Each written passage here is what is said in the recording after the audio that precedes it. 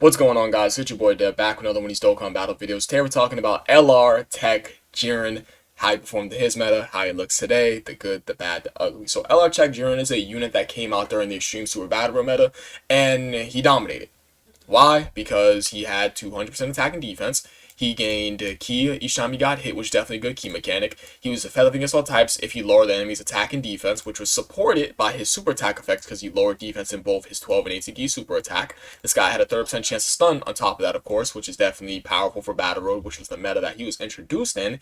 And the cherry on top is the fact that he performed a guaranteed crit when the enemy was stunned. Now, the kicker to that is the fact that his active skill stunned all enemies for one turn, so when you popped his active skill, it was supporting his passive, and this guy was just going to town on those units. So this guy dominated inside Extreme Super Battle Road. So how does this guy perform in the red zone meta? You wouldn't really want to ever run this guy in the red zone meta because he only has this 200% attack and defense. Like, this is 200% defense is all you have. So, and the fact that he does not gain defense on either of his 12 and 18 ki super attacks is a bit of another thing. So this guy wouldn't work for the red zone. So no defense in either of his 12 and 18 ki super attack, and the fact that he only has 200% defense to fall back on, he'll get blasted. That's not enough. He's complete fodder in the red zone. Now, you could make the argument that you could run him in the earlier stages, but that's more so for like the newer / middle ground players to get those earlier red zone stages done. But for the people that like are trying to get like the later red zone stages done, you wouldn't really ever want to run this guy because he will get you killed and would be a wasted attempt for that day. So what is good about this guy? I pretty much already said what is good about this guy.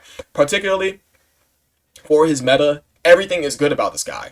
This guy's high attack and defensive percentage buff. So him starting out with 200% attack at the start turn, which is definitely very, very good. His ki mechanic was good. And this part of his passive was essentially it was supported by his super attack effects and his active skill. So his performance guarantee crit when enemy stun was supported by his active skill, which is definitely very, very good.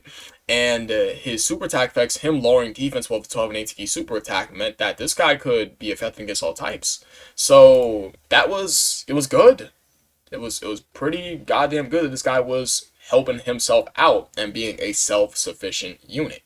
So what is bad about this guy? I would say what is bad about this guy is the fact that he does not gain defense in both his 12 and 18 ki super attacks. I feel like Dokkan was just super heavily reliant on leaving this guy as just a battle road restricted unit because, of course, Extreme Super Battle Road being the toughest difficult content in the game at the time, this guy was released to combat that.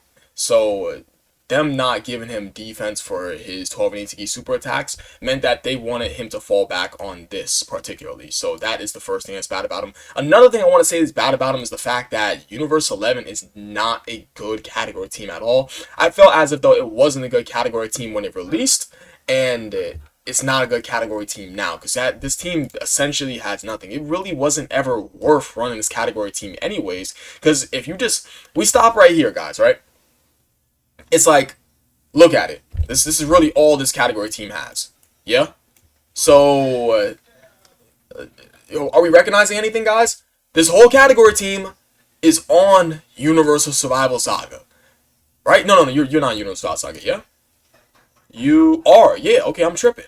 Yes, this whole entire category team is on Universal Survival Saga. So, what in the hell is the point of running this category team when you can just run a Universal Survival Saga category leader anyways? Because this team already had a 170% attack buff in it of this STR Blue Falcon Goku.